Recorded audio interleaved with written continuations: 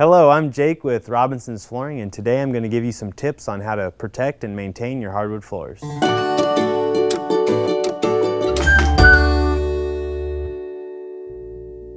So you just purchased your new hardwood floors. Now we need to protect and maintain that investment.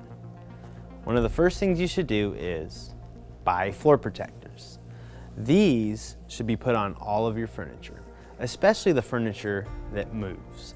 Dining room chairs, bar stools, ottomans, and even larger items like sofas or entertainment centers that may occasionally move. Hardwood floors will scratch and will dent. These floor protectors will help prevent that.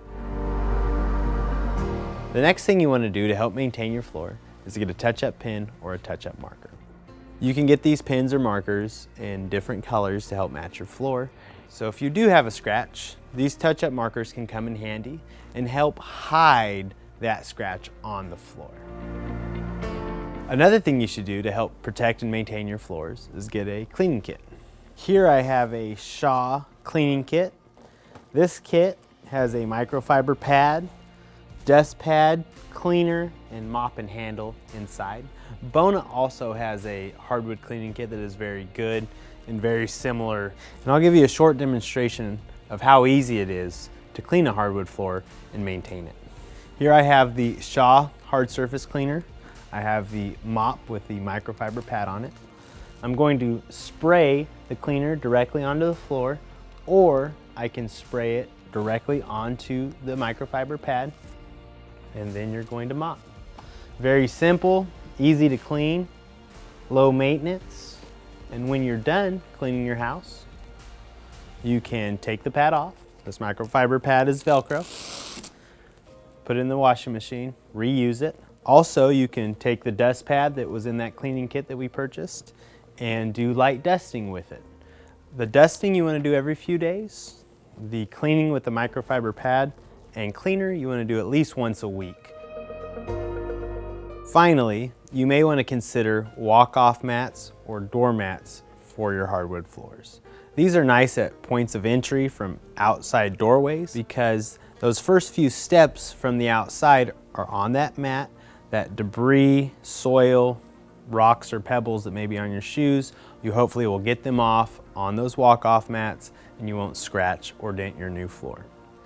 Those are some of the things you want to do to protect your floor, and I'm going to tell you also about some things now that you do not want to do to help maintain that floor. One thing you do not want to do with your new hardwood floors is use water to clean them. Wood will absorb water, causing it to swell, which will then cause long-term damage to your floor.